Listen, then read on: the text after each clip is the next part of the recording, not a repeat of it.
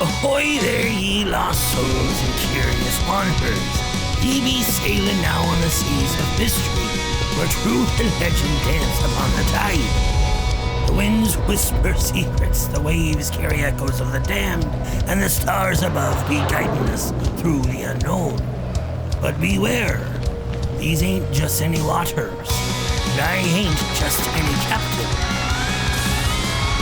With a yo-ho-ho and a pint of rum, beware the seas where the phantoms come. From the depths below to the stars up high, it's seas of mystery, oh give it a try. I be Captain Jeb, cursed to sail these haunted seas and spectral airwaves till the end of time. I faced the devil's grin, heard the wails of the forsaken, and felt the cold hand of fate drag me beneath the waves. Yet here I be. With a battered map and a belly full of rum, I hunt the myths that refuse to die. Ghost ships, sea beasts, and curses older than time itself. From the depths below to the stars up high, it's seas of mystery, oh give it a try. So sharpen your wits, stoke the lantern bright, and steel yourself for what lies ahead. The truth be hiding beneath the waves, and I be bound to seek it till the last bell tolls. There's monsters, treasures, and whispers of doom, fog-shrouded islands where the ghost lights loom. Captain Jeb's laugh cuts through the fear. Onward, ye scallywags, the truth be near. Now hoist the anchor, trim the sails, and raise the black. The seas of mystery await. So wrong, beware the seas where the phantoms come. From the depths below to the stars up high, it's seas of mystery, oh give it a try. So hoist the sails and bring your grit. With Captain Jeb, there's no quitting it. The seas are wild, the legends untold. Set course for mystery, be brave, be bold. Yo ho ho, let's set sail tonight with Captain Jeb and his ghostly light.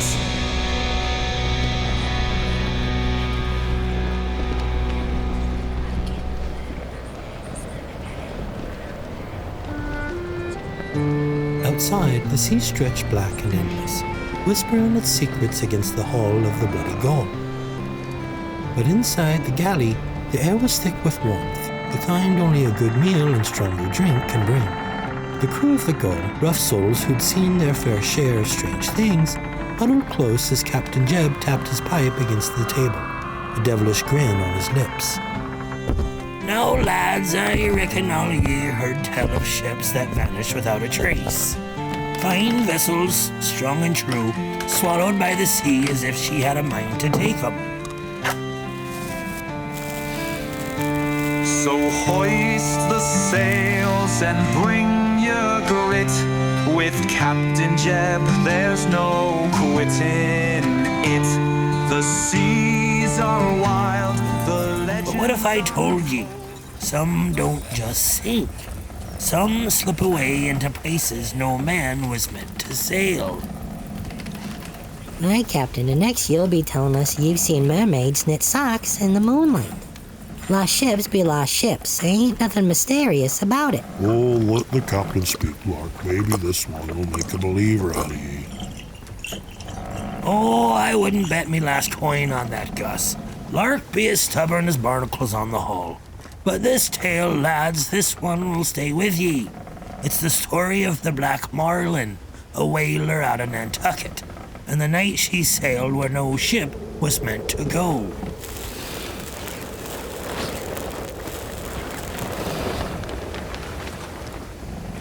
Now, the Black Marlin was a sturdy vessel, manned by a fine crew. She hunted whales in the cold waters of the Pacific, and she had luck on her side, until the night Tobias Finch and his men found themselves in the Devil's Hole. Devil's Hole? Ain't never heard of it. Oh, I have. Ain't on no map, but the old salts whisper of it. A patch of sea where compasses spin wild and the sky don't look right. A cursed place, they say. Aye, that be the one. The Marlin was hunting under a blood-red moon when the water turned slick, like glass but blacker than the devil's own heart. The ship slowed, the air went still, and the sea, she swallowed the stars whole.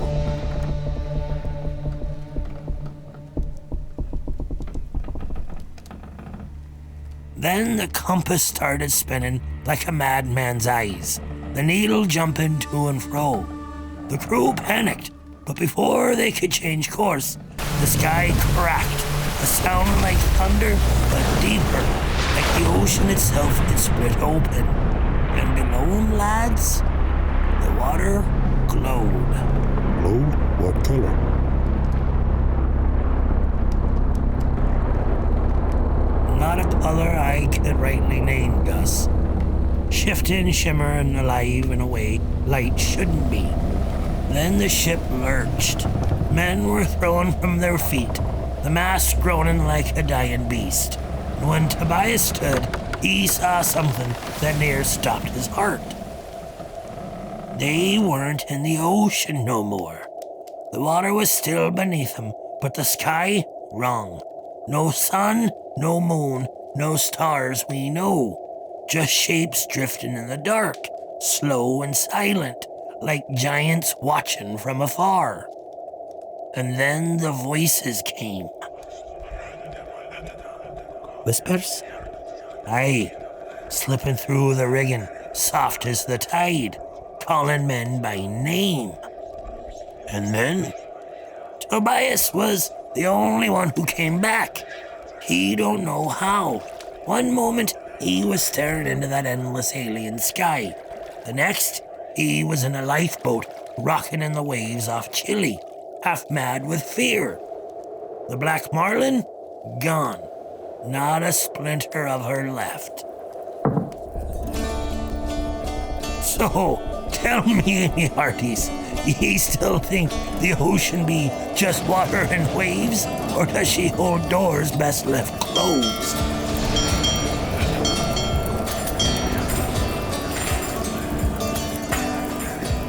Ahoy there, ye scallywags and seekers of the unknown.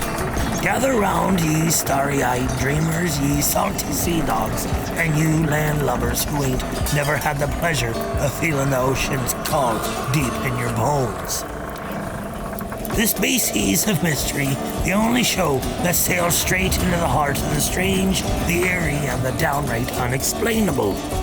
I be your captain, Jebediah Jeb Blackwater, an old salt who's seen his fair share of things that don't belong in this world.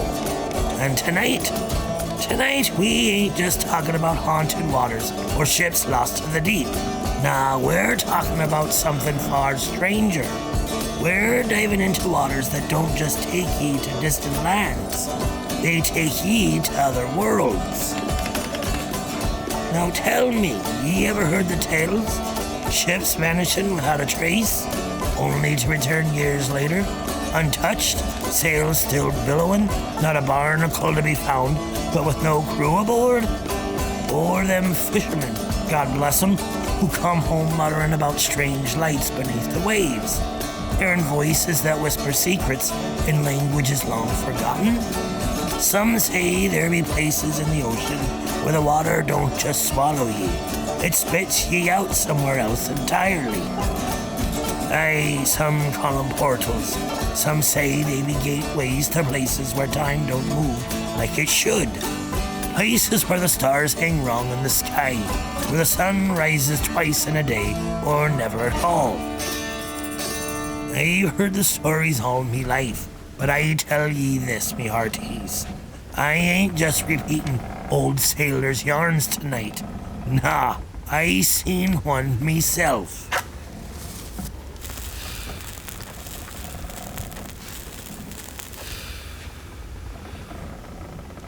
Now I know what ye be thinking.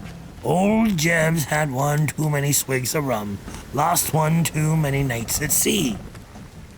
But let me tell ye, there be moments in life when the impossible ain't just a tale, when ye see something with your own two eyes, and it makes ye question everything ye ever thought ye knew.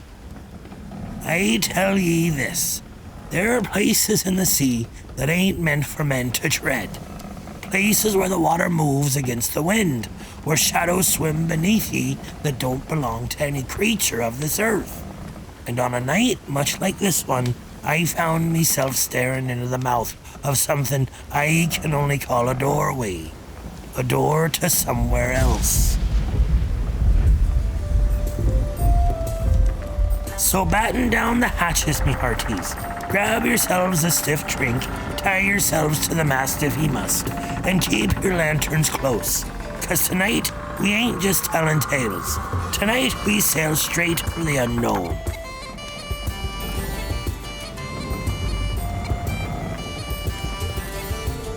Aye, me hearties, we be just setting sail on tonight's voyage. But before we venture any further into the depths of mystery, we gotta keep the lights on aboard this creaky vessel.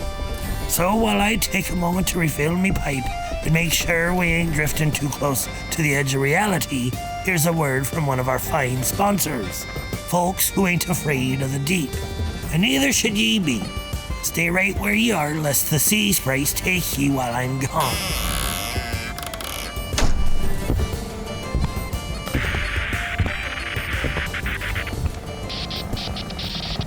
Lost something to the deep? A treasure chest full of gold? A ship swallowed whole by the sea? Or maybe something more? At Black Anchor Deep Sea Salvage, we don't ask questions. We just bring back what's yours, no matter how long it's been down there. Lost cargo, vanished crew, strange artifacts that shouldn't be touched. We've retrieved them all. Our divers have braved the Bermuda Triangle, pulled relics from shipwrecks untouched for centuries, and I swear on me mother's grave, stared into things that stared back. So if you've got something that needs fetching from the abyss, call Black Anchor Deep Sea Salvage, where what's lost don't stay lost for long. I hope none of ye be needing their services anytime soon. But if ye do, ye might want to leave them a note in a bottle.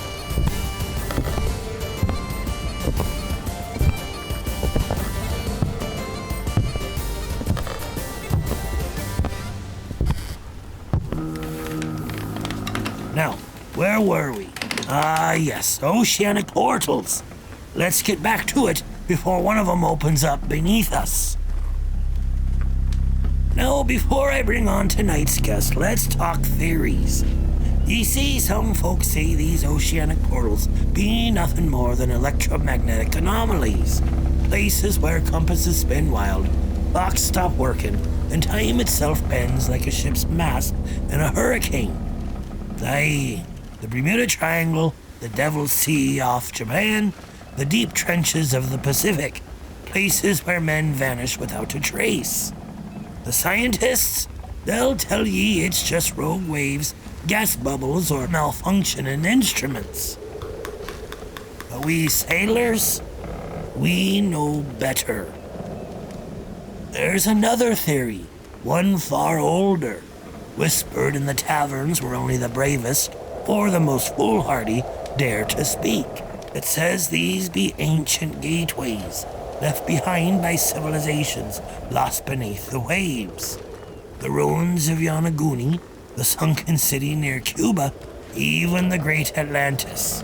Some claim they weren't just swallowed by the sea, but rather they slipped through it into places beyond our understanding.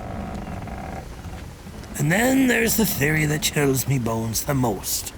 The idea that these portals ain't towers at all, that they were built by something not human. Maybe they still use them. Maybe they be watching even now. And then there's what I know.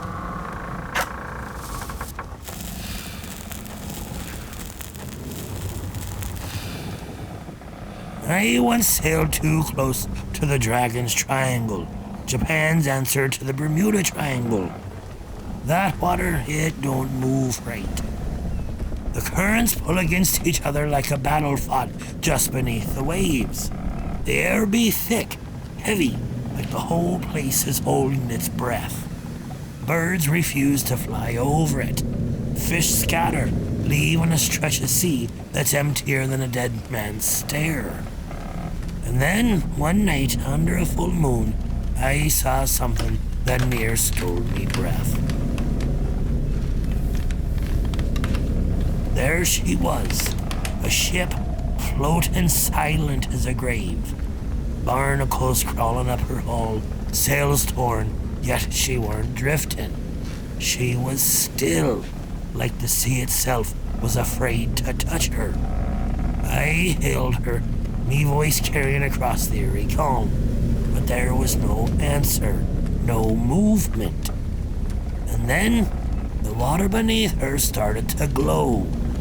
Not blue like the bioluminescence ye see in warm waters, not green like algae bloom.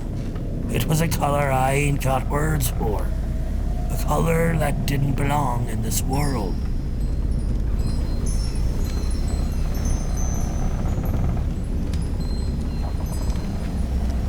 And then the sea opened.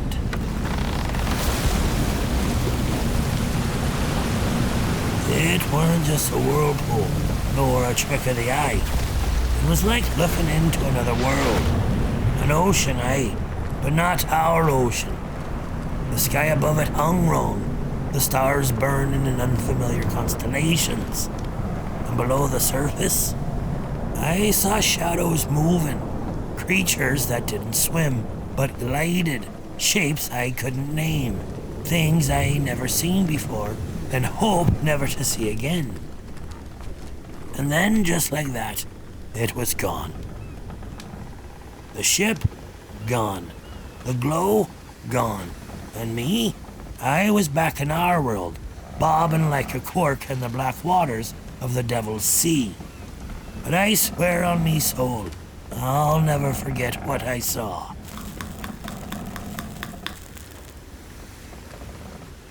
Now I know what some of ye be thinking. Old Jeb's been sipping the rum too heavy, spending too many nights alone with the wind and the waves.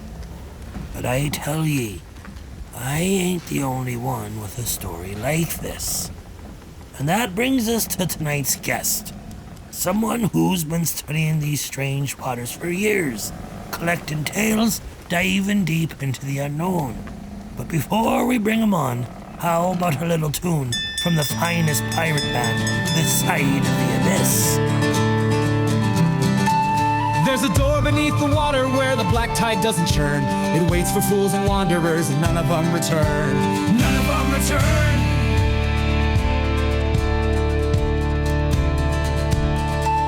We saw it near the Crescent Isles while the dead stars fade and glow. The waves stood high, then split apart, showing what we should know. What we should know. Don't go down, don't look in, turn your back or lose your skin. The sea's got doors no man should pass, step inside. You won't come back.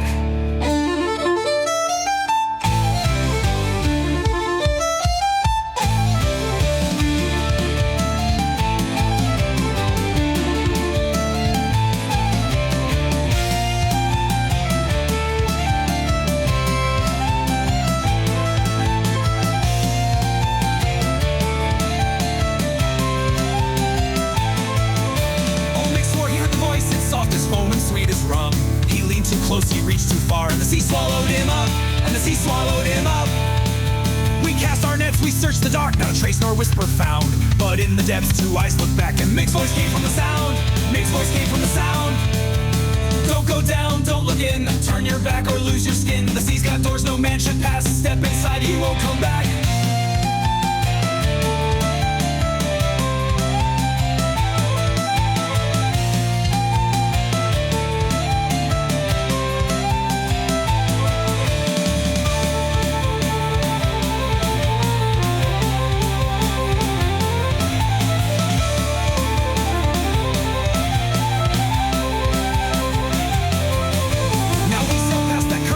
Keep our lanterns burning bright. But sometimes when the wind dies down, we hear me singing in the night, singing in the night. Don't go down, don't look in, turn your back or lose your skin. The sea's got doors no man should pass, step inside, you won't come back.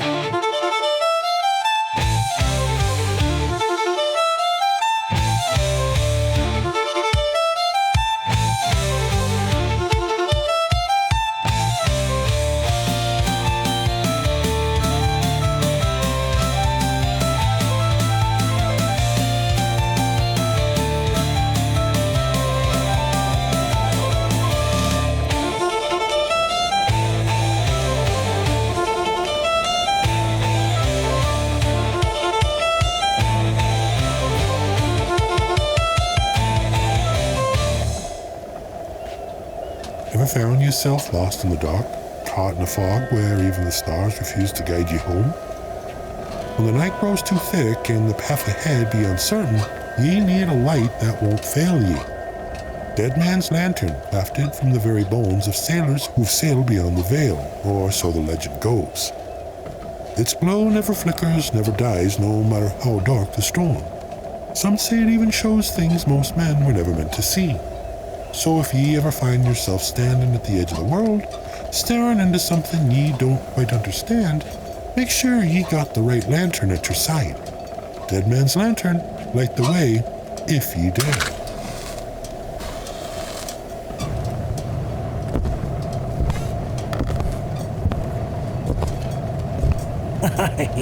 I ain't sure I'd want a lantern like that myself, but I'll tell ye this.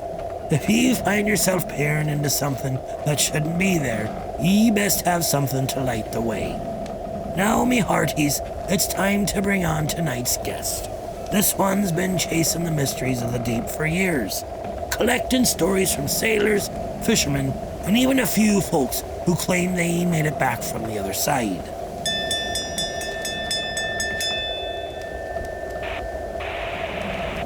Tonight we got a special guest aboard, a man who spent more time staring into the abyss than most, and I reckon the abyss might just be staring back at him. Dr. Elias Whitmore, oceanographer, researcher of the unexplained, and a man who's been tracking anomalies in the sea for over 20 years. He's collected tales from sailors, fishermen, and folks who know a hell of a lot more than they let on. Dr. Whitmore, welcome aboard Seas of Mystery.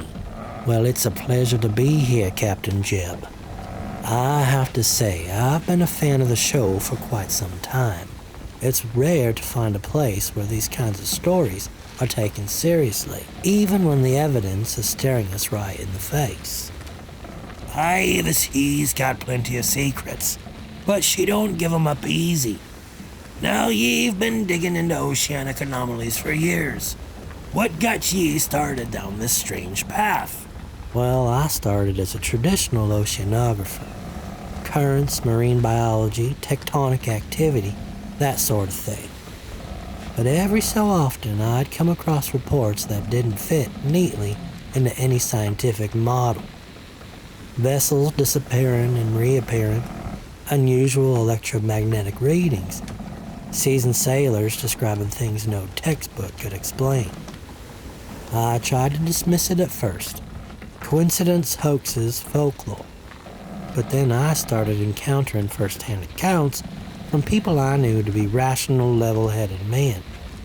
I interviewed a naval officer who saw a ship vanish into thin air on radar, only for it to return an hour later, the crew completely unaware they had ever been gone. That's when I realized something is happening out there, and science hasn't caught up yet. Aye, that be the way of it. We think we know the ocean, but she's got depths that go beyond measure. Now tell me, in all your years studying this madness, what's the most convincing case ye ever came across? Well, there's one case that still keeps me up at night. Ever hear of the Kaiomaru number 8? Japanese fishing boat, eh? Heard rumors, but never got the full tale. Exactly. It was a commercial fishing vessel with a crew of 17, operating off the coast of Hokkaido in 1987. They radioed in routine reports until, suddenly, silence. No distress calls, no SOS. Just gone. For 3 days, the Japanese Coast Guard searched for them. No wreckage, no oil slicks, nothing. Then on the 4th day, the Kaiomaru number 8 reappeared in nearly the exact same location they vanished from. Untouched, no signs of struggle or damage. 3 days gone, and they just popped back? Yep, but here's where it gets eerie. When the Coast Guard boarded the vessel, the crew was alive, unharmed, and completely unaware that anything was wrong. To them, they had only been gone for a few hours. Their watches all stopped at the exact same time, 2:17 a.m. Even stranger, their onboard clocks were 3 days behind the rest of the world. To this day, not a single one of them has been able to recall what happened during that missing time. Well, that's enough to make a man rethink the whole damn world. So, what's your take on it? Natural phenomena or something else? There are a few possibilities from a scientific standpoint. One theory is that they encountered an extreme electromagnetic disturbance, something that affected their perception of time and memory. Certain areas of the ocean have been known to emit high levels of electromagnetic energy, which can interfere with navigation systems and even brain function. Another explanation is what's called time dilation, a concept from physics where time moves differently in high-energy environments. If they pass through a strong enough gravitational or electromagnetic anomaly, it's possible their experience of time was altered. But ye don't sound convinced. Because even the best theories don't explain everything. Why did their watches stop at the same time? Why were their memories completely erased, as if something didn't want them to remember? And why do so many similar cases pop up in places known for disappearances? The Bermuda Triangle, the Devil's Sea, the Puerto Rico Trench. At a certain point, you have to entertain the possibility that something, whether natural, supernatural, or technological, is manipulating these areas of the ocean. No, that's a thought that keeps me up at night. These places, these portals, you think they be connected to the lost cities folks whisper about? Atlantis, Mu, Lemuria. I wouldn't rule it out. If ancient civilizations were more advanced than we think, if they had knowledge of energy fields, magnetic anomalies, and even technology we don't understand, then it's possible they used these places. Maybe they built structures to harness them. Take Yanagumi, the submerged city off Japan. Some geologists say it's natural, but the patterns, the right angles, the stair-like formations, they don't look natural to me. What if it wasn't just a city, but a gateway? What if these lost civilizations weren't destroyed, but rather relocated? That'd be a theory that cuts deep. Not just drowned, but taken to places we ain't meant to follow. Exactly. And who's to say it stopped? What if shit still vanished because those places aren't as lost as we think? Well, Dr. Whitmore, I gotta say, he brought the kind of tales that make a man watch the water a little closer. But we ain't the only ones pondering this mystery. Seems we got a few eager listeners ready to weigh in. Let's open the lines and hear what the fine folks out there got to say. Who knows? Maybe one of them sailed too close to the edge and lived to tell the tale.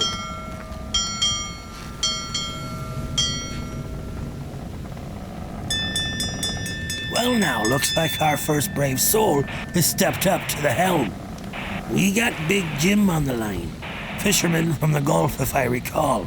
Jim, you ever run into something that made ye question reality? Captain Jeb, been working these waters damn near 40 years. But one night back in '96, something happened that still gives me chills. We was about 50 miles off the coast, fishing for red snapper. Real calm night, too calm. No wind, no waves, like the Gulf just stopped breathing. Then the water turned black. I ain't talking oil spill black, I mean empty. Like it was swallowing the moonlight. Then our ship, she started vibrating, like we was riding through an earthquake. Next thing we knew, we was 2 miles from where we was just a second before. GPS went haywire, compass is spinning like a drunk man. No explanation. My granddaddy always said there be places the sea don't want you to go. Aye, Big Jim. That'd be the kind of story that makes a man hold tight to his rum. Dr. Whitmore, what do ye make of it? Well, Jim, I've come across similar reports from the Gulf of Mexico, particularly near the Sigsbee Deep. Some researchers believe there are natural gas pockets beneath the seabed that can cause sudden, violent disruptions in the water, even affecting navigation. But that doesn't explain the instant relocation. Quantum physics talk about something called space-time anomalies, places where the fabric of reality might bend. If there's a point in the Gulf where the natural forces of the Earth are misaligned, it's possible your ship momentarily slipped through one of those rifts. All I know, Doc, is I don't fish in that spot no more. Wise man, Jim, wise man. Now let's see who else got a tale from the deep. All right, we got Maria on the line. Says she's a marine biologist out of Florida. Welcome aboard, lass. What be troubling ye? This happened last year, during a deep-sea research dive off the coast of Cuba. We had a submersible about 2,000 feet down studying bioluminescent life. Everything was going as planned, then we picked up movement on sonar. Something huge. We expected maybe a whale or a large squid, but then the lights on the sub flickered just for a second. And when they came back, the ocean floor was different, like completely different. The trench we were mapping was gone, replaced by structures. Pillars, staircases, something built. Before we could react, the instruments failed completely and it felt like the whole sub shook. When everything powered back up, we were back where we started. No structures, no anomalies. But when we checked the footage later, those few seconds of blackout, the video showed a city just before the screen cut out. Maria, do you still have that footage? No, the hard drive corrupted the moment we tried to extract it. Aye, that be a tale that chills me bones. Dr. Wetmore reckons she caught a glimpse of Atlantis? It's entirely possible. If Maria's submersible passed through some kind of rift, maybe even a temporary thinning of reality, it could have revealed something buried in the depths, something time itself forgot. Or something that didn't want to be found. Next up, we got Tom. Calls himself the Captain. Navy man, if I be guessing right. That's right, Jeb. Served 22 years, been all over the world, seen my fair share of weird things. But one night in the South Pacific, that's when I knew the ocean didn't play by our rules. We were running training exercises, pitch black night. I was on the bridge when radar picked up an object moving way too fast under the water. Faster than any sub we got. We called it in, tried to track it, but before we could react, the whole ship lost power. For maybe 30 seconds, we were dead in the water. No lights, no instruments. Then, just as quick, everything came back online. Except our clocks. Every single one of them reset to midnight. Now, I don't claim to know what it was, but the brass shut us up real quick. They told us it was a malfunction, but I've seen malfunctions before, and this wasn't one of them. Aye, I bet ye were told to keep your mouth shut tighter than a clam at low tide. Tom, I've studied similar naval incidents. There are numerous classified reports of underwater objects traveling at speeds exceeding 300 knots, far beyond human capabilities. It's possible you encountered what some call USOs, unidentified submersible objects. If something in our oceans is advanced enough to manipulate energy fields or warp time, it would explain why your ship lost power and why your clocks all reset. Could be an intentional disruption, could be something else. Only thing I know for sure, Doc, the ocean's bigger than us. A lot bigger. Next up, we got Danny on the line.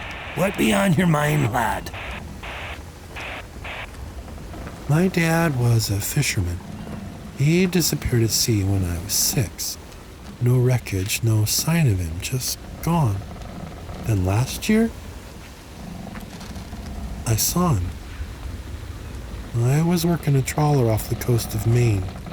Fog rolled in thick, so thick you couldn't see 10 feet, and there, just outside the mist, a boat. Looked old, and standing on the deck was my dad.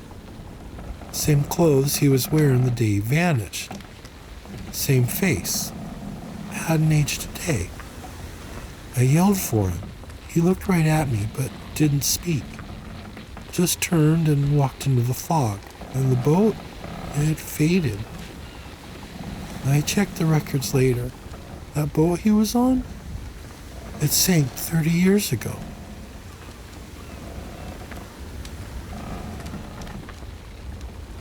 Some souls don't stay lost, Denny. Sometimes they be caught between tides. Well, me hearties, the sea be full of mysteries, and we got more questions than answers. Dr. Whitmore, you got one last thought before we sail into the next stretch? Only this. If we listen closely, the ocean speaks. And if we're lucky, maybe one day it'll tell us the truth.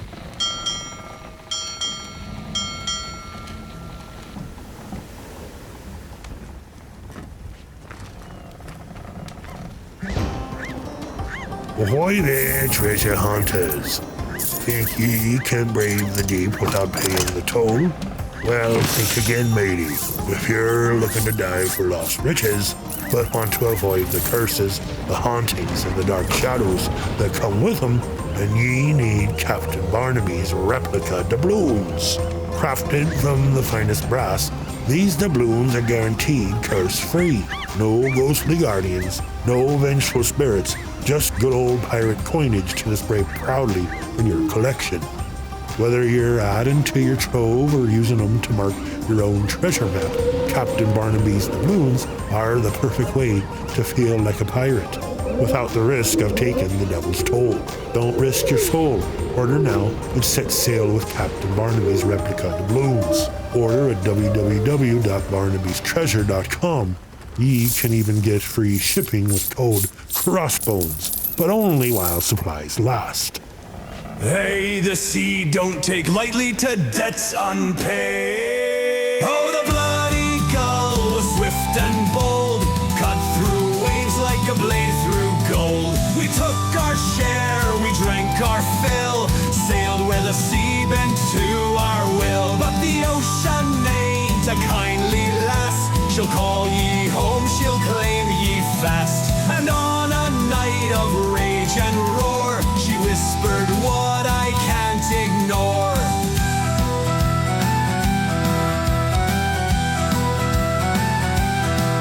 Now I sail on haunted tides, a captain lost where the dead reside. A deal was struck, the sea took hold, I gave my soul, I lost my gold. Forever bound I tell this tale, on cursed waves where the damned set sail. Where the damned set sail.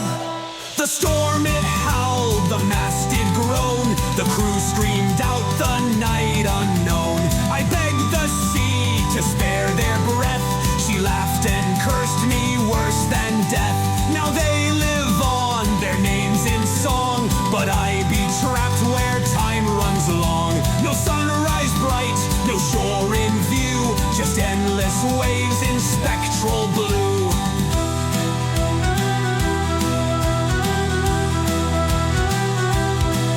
Now I sail on haunted tides, a captain lost where the dead reside. A deal was struck, the sea took hold, I gave my soul, I lost my gold. Forever bound I tell this tale, on cursed waves where the damned set sail.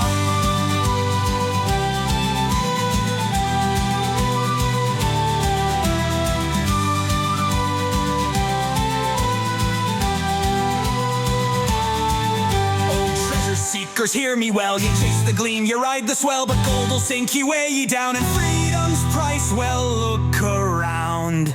Now I sail on haunted tides, a captain lost where the dead reside.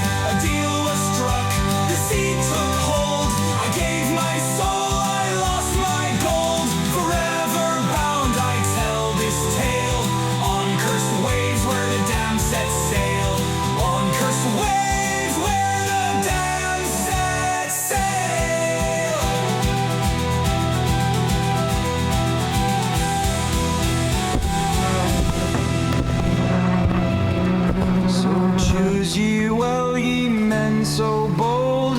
What's worth more, your soul or gold?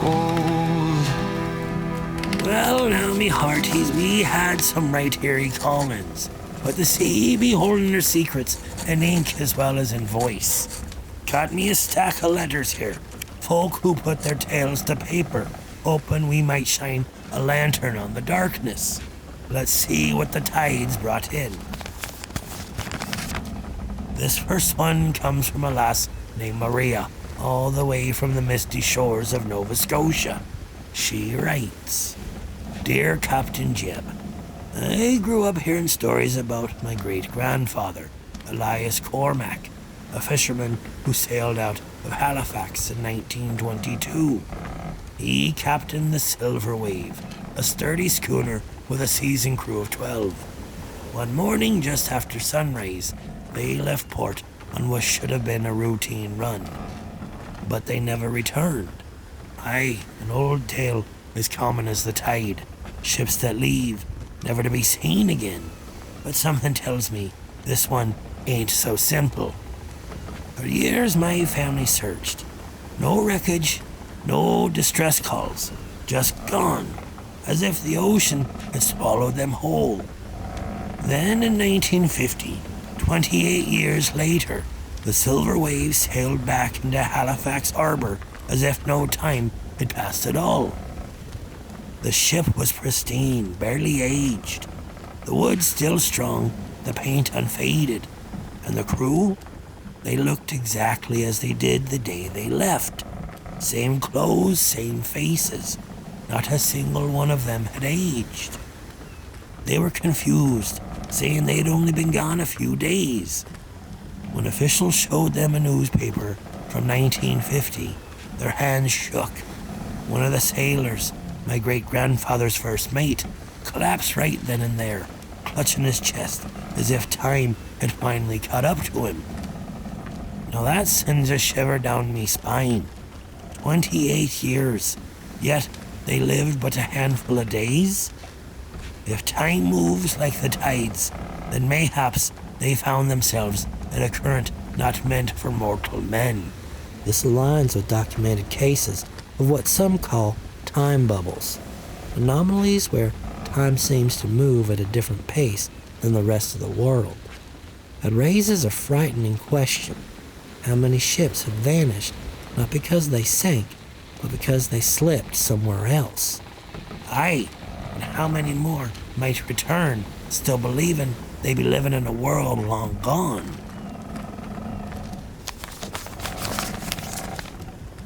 Next, we got a letter from William in Sitka, Alaska.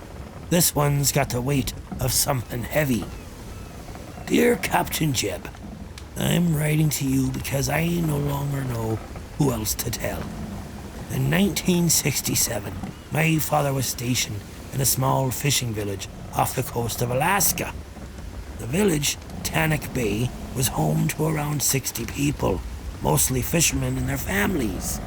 My father was a supply officer, and his job was to make monthly deliveries to Tannic Bay. He visited that village every month for 4 years. And then one day, it was just gone. Gone? The sea be taking her share of men, but a whole village? That be unnatural. When my father's boat arrived at Tannic Bay in March of '67, everything was as it should be. Boats tied to the docks, fish drying on racks. But there were no people, not a single soul.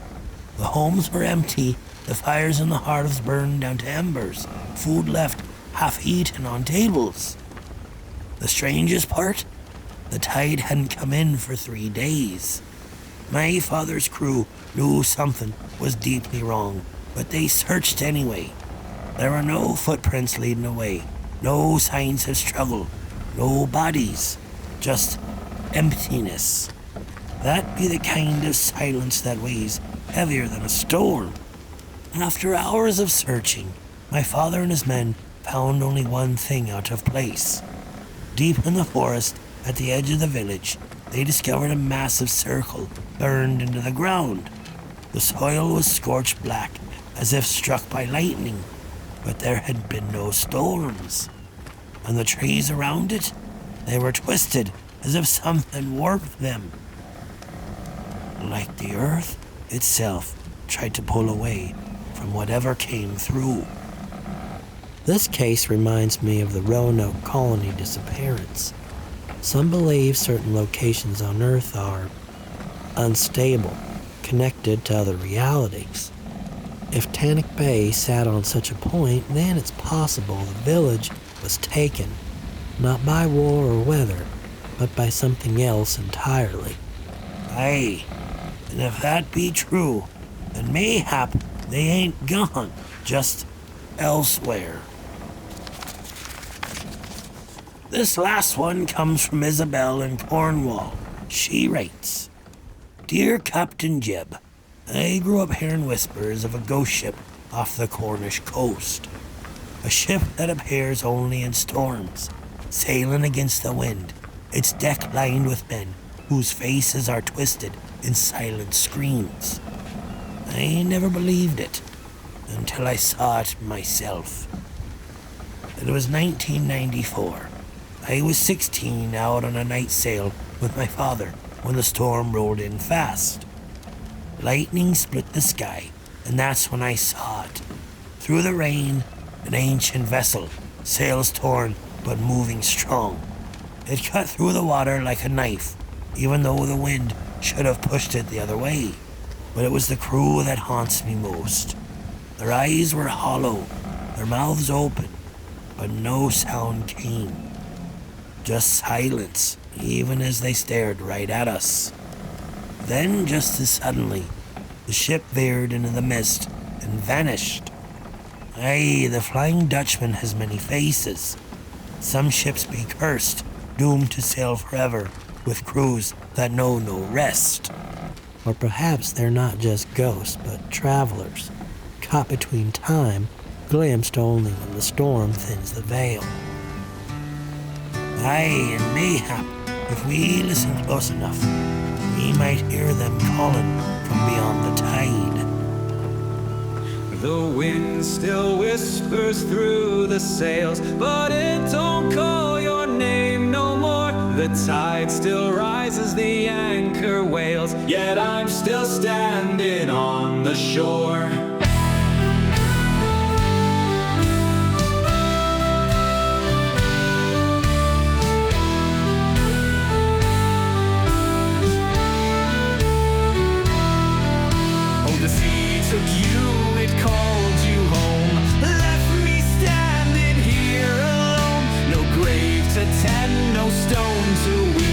Endless waves where secrets sleep.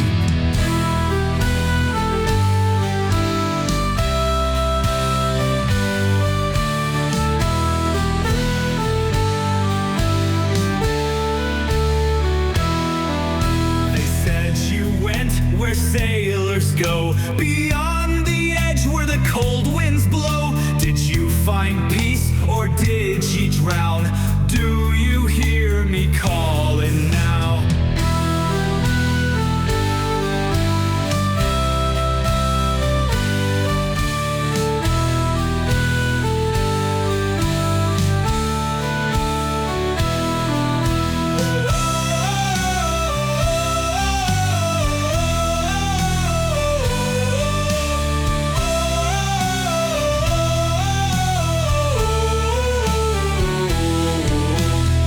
Set sail, will you guide me back, or will I vanish into black? If I follow the stars ye followed too, will I find you? Will I find you?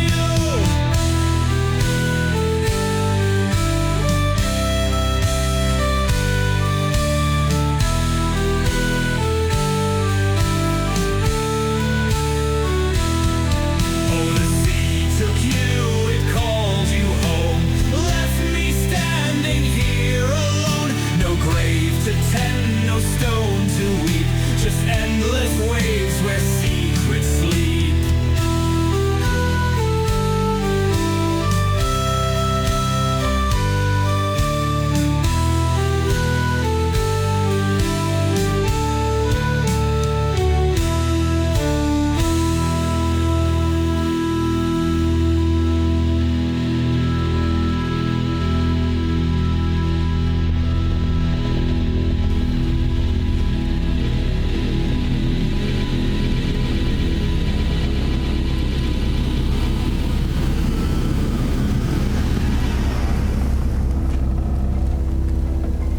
Now, science tells us the ocean holds electromagnetic anomalies, places where time bends, currents shift, and gravity don't work quite right. Some think these portals be linked to quantum mechanics, wormholes even.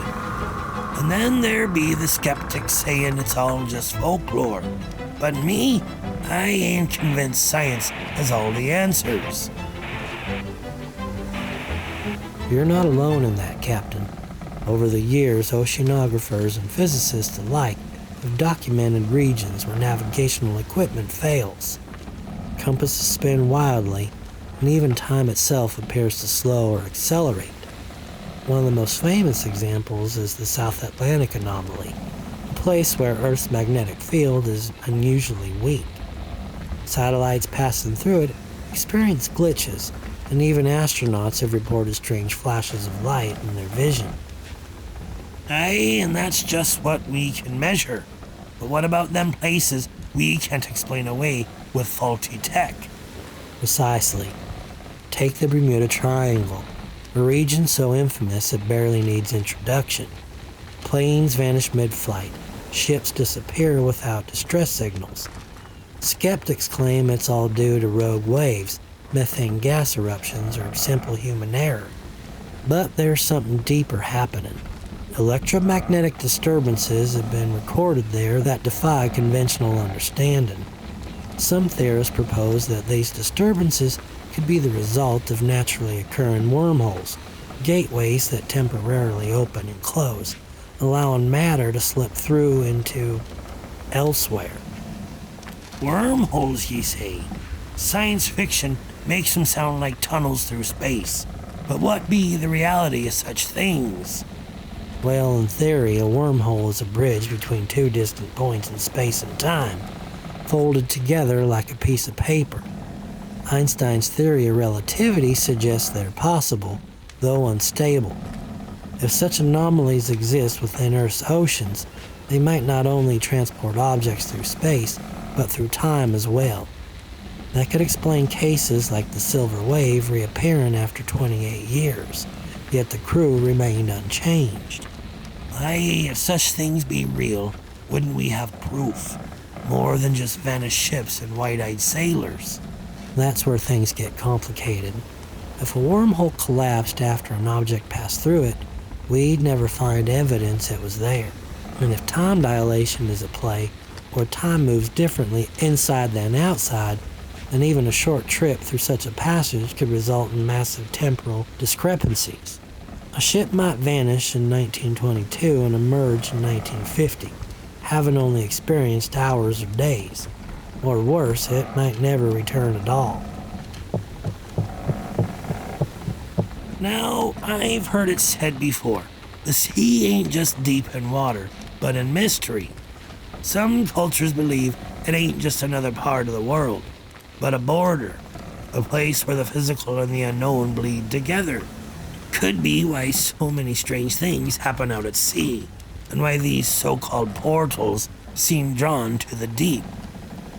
Many ancient civilizations believed in sacred places, where the veil between worlds was thin. The Greeks spoke of oceanic gateways to the underworld. The Vikings had myths of otherworldly seas.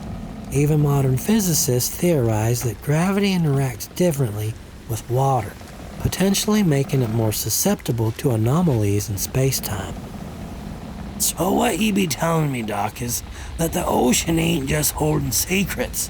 It is a secret in itself? And that's a fair way to put it, Captain. We've mapped Mars more thoroughly than our own ocean floor. If there are natural rifts in reality, places where time and space behave unpredictably, then I'd wager the ocean, vast, uncharted, and ancient, is where we'd find them. Now, don't get me wrong. I love a good ghost story as much as the next pirate, but there be them who scoff at the whole idea, saying it's all just tricks of the mind, bad navigation, and tall tales spun by sailors with a belly full of rum. Then they have valid points. Many of these stories could be attributed to a natural phenomenon. Magnetic anomalies can disrupt compasses. Rogue waves can sink ships without warning. Human error is always a factor, But here's what I always say to the skeptics. When you have hundreds, even thousands of stories from across centuries and cultures, many with eerily similar details, it becomes harder to dismiss them all as coincidence. Aye, 'tis one thing to say a man saw something that weren't there. Quite another when sailors across the world be seeing the same thing. Now I ain't here to tell ye what's real and what ain't. Science has its say, and the old sea dogs have theirs. But if there's one thing I know, it's this. The ocean don't give up her mysteries easy. If there be portals out there, if time moves different in the deep, then mayhap one day we'll find proof. Or maybe, Captain, the proof will find us. Oh, the night was calm, the stars burned bright, not a whisper stirred the deep. But the sea, she spoke in a voice so low, come closer, lad, and sleep. Come closer, lad, and sleep. We set our course for a far-off isle, with the wind to guide us true. But the waves stood still and the moon turned red, and the sky bled something new. Bled something new. The sea takes who she will, they say. She don't bargain, she don't plead. Step too close and lose your way. Drift into the endless sea. We saw a light in the water deep, silver fire twisting wide, and a shadow rose with hungry eyes, calling men to the other side. Calling men to the other side.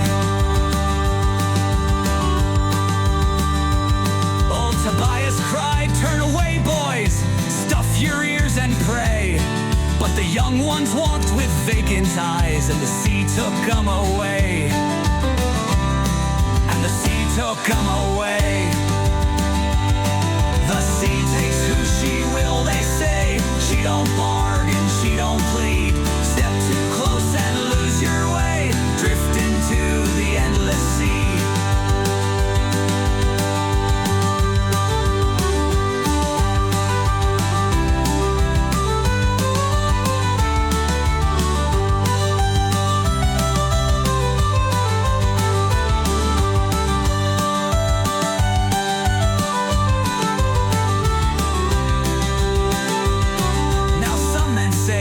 Some men drown and some fade where none can see. And the ones who sail past the siren's gate, they ain't who they used to be.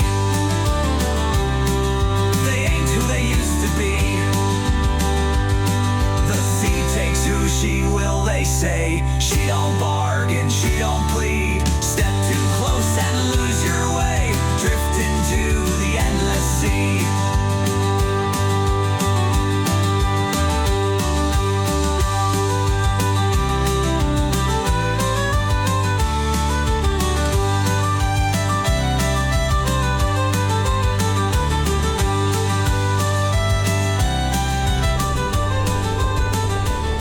The Bloody Gull was alive with the glow of lanterns swinging from their hooks. Their light casting long, flickering shadows across the weathered faces of the crew. Outside, the sea whispered of things unseen, and the wind howled like a lost soul. At the great oak table, the crew gathered, Captain Jeb at the head, pipe in hand, his eyes dark with memory. Gus sat with his arms crossed, always the skeptic, his boots propped against the barrel. Red, quiet as always, dragged his whetstone slowly across the table, the scrape rhythmic, measured. Stumpy Pete leaned forward, ever eager for a tale, and Lark, sharp-eyed, sharp-tongued, a woman who knew the sea's secrets, watched Jeb with an expression unreadable.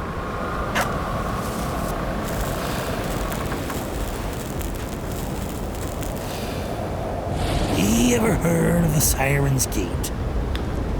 Sounds like another one of your tall tales, Jeb. But go on, entertain us. Ah, but this be no mere tale. This be something I seen with me own two eyes. Hey, I nearly lost me soul to it. It was a nigh 20 years ago, off the coast of the Azores.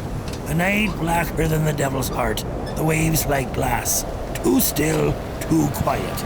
Then from the depths came a song.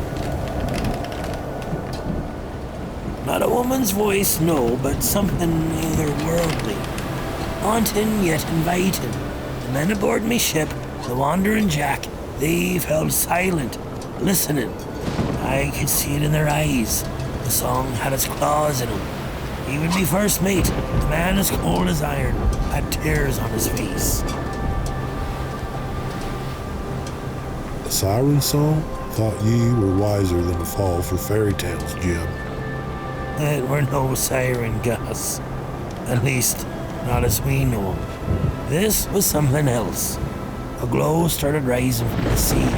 A light so strange, I can scarce describe it. Like silver fire, shifting between colors no man should be able to name. And then the water split apart. A hush fell over the galley. Even Red stopped sharpening his blade. Beyond the split sea, there was another ocean. Aye, an ocean, but not ours. The stars above it were wrong, twisted. The sky burned red, the moon hung low like a wounded beast. And in those waters, creatures unlike any I'd ever seen. Tallest ships slipping through the waves like shadows. They had eyes that glowed, eyes that saw through ye, like they knew every sin, every lie, every dream ye ever had. And what did you do, Captain? Did you sail through? I almost did. God's help me, I wanted to. The song was calling me. But then old Tobias, me quartermaster, grabbed me arm, and in his eyes, I saw terror like I'd never seen before. He whispered just 3 words. Close your ears. And I did. And the others? They didn't. One by one, they stepped off the deck, walking straight into that glowing sea. No splash, no struggle, just gone. Like the water swallowed them whole. Tobias and I, he stuffed wax in his ears, I followed suit. We turned the ship about, fighting against the wind that weren't there. And when we looked back, the split sea was closing. Last thing I saw before it vanished was a ship, ancient, barnacle covered, sailing from that other ocean into ours. So ye think ships that vanish, they don't sink. They just sail into another world. Aye, and some of them come back.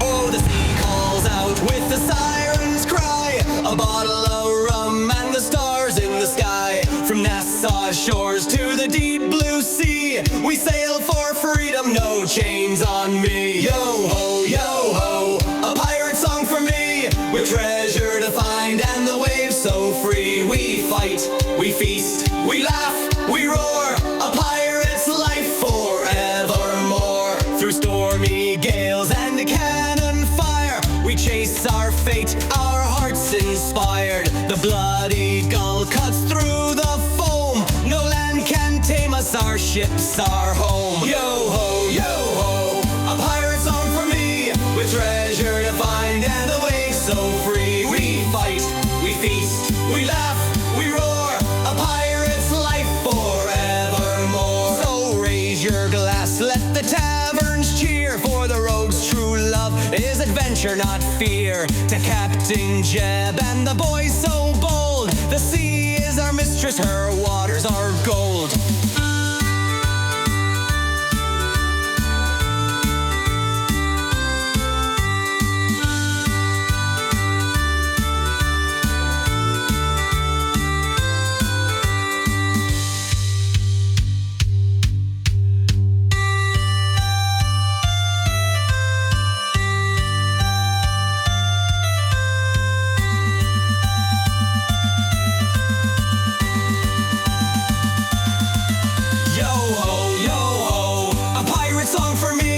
Treasure to find and the waves so free. We fight, we feast, we laugh, we roar, a pirate sun's first light to the moon's pale glow. We'll sail these waters wherever they flow. No crown, no king, no rule, no throne. A pirate's life and we're never alone. Yo ho, yo ho, a pirate's song for me. With treasure to find and the waves so free. We fight, we feast, we laugh, we roar. A pirate's life forevermore.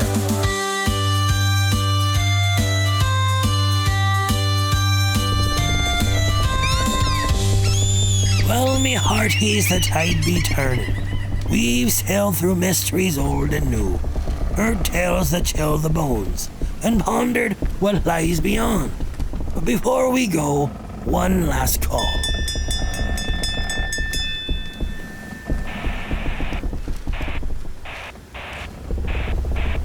Captain Jeb, Dr. Whitmore. Been listening a long while. Thought I'd take this one to my grave, but, well, the sea don't like secrets staying buried forever. Aye, Chief, ye got our ears. Back in 52, I was stationed on a carrier out in the Pacific. Night watch, clear skies, smooth waters. Then, just past 0200, we saw her. A destroyer, USS Wayfarer. Shouldn't have been there. No radio contact, no lights, but a dull glow from her bridge. She was moving wrong, like she wasn't cutting through the water, just gliding. Did you recognize the vessel? Could it have been running silent for a classified operation? That's what we thought at first. But then she just started fading. Not sinking, not diving, just slipping away. Like a shadow when the sun shifts. 1 second she was there, clear as anything. Next, gone. No splash, no wreckage. Just open ocean. And she never turned up again? No, Captain, and here's the kicker. We checked the records. The Wayfarer was decommissioned in 46. She wasn't just missing. She'd been gone for 6 years before we saw her that night. Phantom ships or a vessel caught in a time slip? Well, Chief, if the sea ever decides to send her back, ye let us know first, aye? Aye, Captain. Fair winds to ye both. All right, before we pull anchor and head to port, we got one more letter that washed ashore right before we started the show. This one comes from Martha down in Cornwall. She writes, Dear Captain Jeb, my grandfather was a fisherman, but he always swore he wasn't just navigating the sea. He was following something else. One night in 1968, caught in a storm, his compass spun wild. The stars vanished, and he was certain he was lost for good. Then a light appeared, a single steady star where there shouldn't have been one. He followed it, even though his instruments told him he was heading into open sea. And then, just like that, the storm broke. He found himself less than a mile from shore, but when he looked up, the star was gone. He always said it wasn't a star at all, but something watching, something guiding. He never saw it again, but he believed the sea has guardians, ones that step in when the tide turns against us. Do you believe, Captain Jeb? Well now, Martha, that be a mighty fine question. I've seen many a thing out on these waters. Some I can explain, some I can't. But I'll tell ye this. Whether it be fate, ghosts, or the sea herself, I ain't one to turn down a light when the dark be closing in.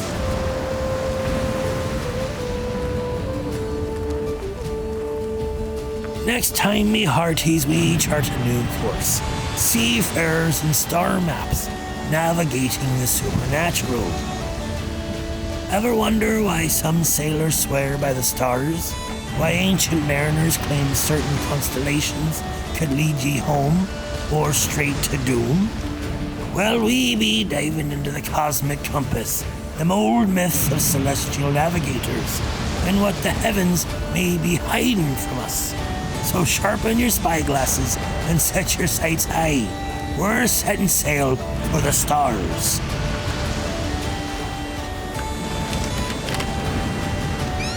Well now, me hearties, we've done it again. Talked ourselves right through the veil and back again. Whether ye be a skeptic, a dreamer, or just here for the rum and tall tales, I be thanking ye for sailing with me tonight. We set out to chase the mysteries of the deep. And what did we find? Stories that don't sit right with science, sailors vanishing into the mist, ships slipping through time, and waters that don't always follow the rules. If there be a lesson in it all, it's this. The sea don't give up her secrets easy, but she always leaves just enough behind to keep us wondering. Now before we drop anchor for the night, I want to give a hearty thanks to me guest, Dr. Elias Whitmore. A man of science, but one who keeps his mind open to what the charts don't show. Dr. Whitmore, ye been a fine mate on this voyage. Thank ye for lending your wisdom and sharing the strange wonders ye've uncovered. The pleasure was mine, Captain. The ocean still holds more questions than answers. And discussions like these remind us that sometimes listening to the old tales is just as important as studying the data. Aye, that it is. And a big thank ye to all our callers tonight. Big Jim, Chief, and every soul brave enough to share their encounters with the unknown. Ye be the lifeblood of the show, and every tale ye bring adds another ripple to the mystery. Whether ye called in, sent a letter, or just listened with a quiet mind and a curious heart, know this. Ye ain't alone in wondering what's out there. Now don't be drifting off too far. Strange things happen when ye sail alone. Keep your lanterns lit, your sextant steady, and if the sea calls ye by name, maybe don't answer straight away, Give it a moment. Listen close. Sometimes the answer ain't in the shouting, but in the silence.